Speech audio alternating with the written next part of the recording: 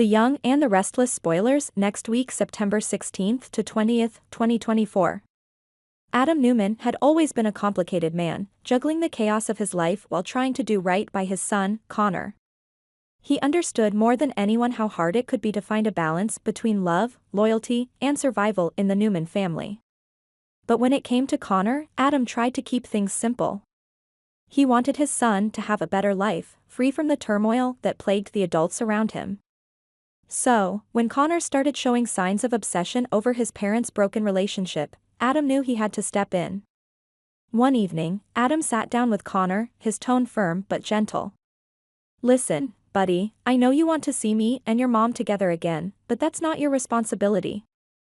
Grown-up stuff is complicated, and you shouldn't be worrying about it. Your job is to focus on being a kid, living your life, having fun, and staying healthy. That's all that matters right now." But Connor wasn't hearing it.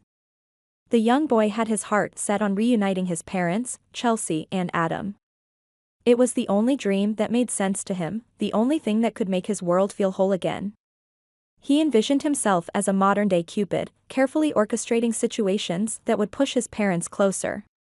In his mind, it was only a matter of time before his family would be back together, just like he remembered from happier times. However, Connor's innocent vision of playing matchmaker quickly turned into something more troublesome. He saw anyone who stood in the way of his plan as a threat, especially Sally Spectra, the woman who had captured Adam's heart after his split with Chelsea. To Connor, Sally was the enemy, the one preventing his parents' reunion. And that couldn't be tolerated. Connor began to act out, making Sally's life increasingly difficult. At first, it was small things, avoiding her, giving her the cold shoulder, but soon it escalated. He would openly ignore her in front of Adam, and on several occasions, Connor made snide comments about her to her face. Then came the threats. They weren't overt, but they were enough to make Sally uncomfortable, and Adam couldn't help but notice the tension. One evening, Sally confided in Adam. "I don't want to make a big deal out of it, but Connor's been difficult. He's making it clear that he doesn't want me around, and I'm starting to worry." Adam, already aware of his son's tendencies, frowned. "Connor's been through a lot," he explained. "But that's no excuse for his behavior. I'll talk to him." The conversation that followed between Adam and Connor was difficult, to say the least. Connor couldn't understand why his plan to reunite his family was being thwarted, and the idea of his father being with Sally infuriated him. Adam had to remind his son, firmly but lovingly, that relationships couldn't be forced. "Connor, I know you want your mom and me to be together, but life doesn't work that way. You can't just push people apart because it makes you uncomfortable. You're hurting Sally, and that's not okay. We need to talk about this." Connor resisted at first, but Adam's words eventually got through to him. He realized, albeit reluctantly, that his methods were wrong. He wanted his family back, but his actions were driving people away instead of bringing them closer. Adam reassured his son that he would always have both parents in his life, even if they weren't together, but Connor had to respect their choices. Meanwhile, across town, another storm was brewing between Sharon and her daughter Faith. Sharon had been increasingly erratic in recent months, and her behavior was beginning to scare those closest to her. Faith, who had grown up with the emotional complexities of her mother's mental health, had noticed that Sharon's demeanor had shifted from protective to volatile, especially when it came to Lucy. Lucy Romalotti had crossed a line with Sharon by openly challenging her. The tension between them had been simmering for some time, with Lucy's defiance only making things worse. Sharon, already on edge, saw Lucy's attitude as a direct affront to her authority and her emotional stability. She had convinced herself that Lucy needed to be punished, and that only an apology would grant the girl Sharon's forgiveness. Faith tried to reason with her mother.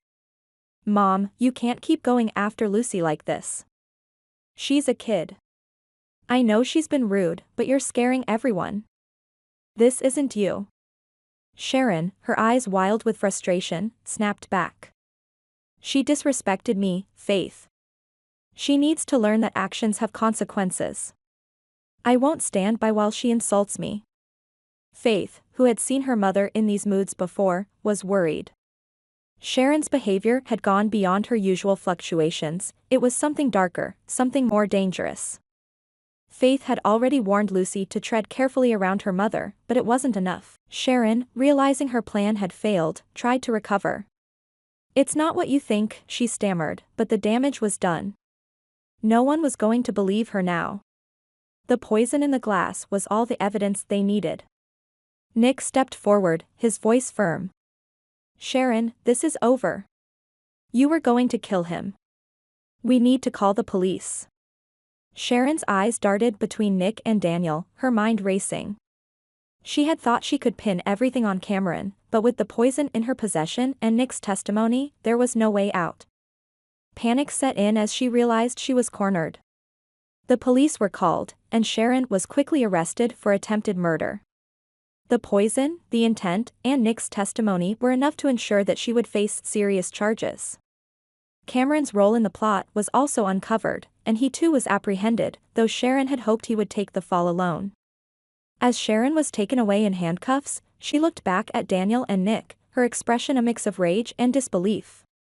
She had been so close to eliminating Daniel, so close to executing her plan without consequence. But now, she was the one facing the consequences of her actions. For Daniel, the close call left him shaken but grateful. He had come within moments of losing his life, but Nick's timely intervention had saved him. And now, with Sharon behind bars, he could finally breathe a sigh of relief, knowing that Lucy was safe from Sharon's twisted obsession. But the scars left by Sharon's betrayal would linger in Genoa City. The town had always been a hotbed of secrets and scandals, but this was different. Sharon had crossed a line that few ever did. She had become a danger to those around her, and now, she was facing the justice she deserved. As Daniel and Nick left the scene, the gravity of the situation weighed on them. Sharon's fall from grace had been swift and brutal, but it was necessary. Genoa City would be safer without her. But the question remained, how had Sharon allowed herself to become so consumed by darkness? And could she ever find redemption, or was she destined to remain a villain in the eyes of those she had once loved? Only time would tell, but for now, the town could breathe easier knowing that one of its most dangerous residents had been stopped, before it was too late. Back at the Abbott house, Jack found the letter Diane had left behind. His heart sank as he read her words. He knew Diane had struggled with her relationship with Kyle, but he hadn't realized just how bad things had gotten.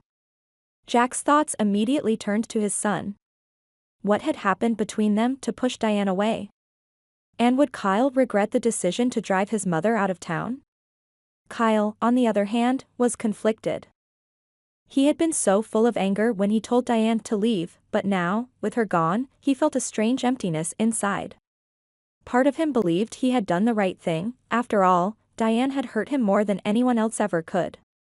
But another part of him, the part that still remembered the good times they had shared, wondered if he had made a terrible mistake. Had he really wanted his mother to leave for good? Or had he just been lashing out, unable to deal with the pain? Days passed, and the silence in Kyle's life felt deafening. He had wanted Diane gone, but now that she was, he wasn't sure how to feel. Would he ever be able to forgive her? Or would he carry the weight of this decision for the rest of his life? As Diane disappeared into the unknown, no one knew where she had gone. She hadn't left a forwarding address, no contact information, no clues as to her whereabouts. She was simply gone. And for Kyle, that absence, while initially a relief, began to gnaw at him. Could he ever truly move on knowing that he had pushed his mother away forever? Only time would tell if Kyle would come to regret his decision, or if Diane's departure was the closure he needed to heal. But one thing was certain, Genoa City would never be the same without Diane Jenkins.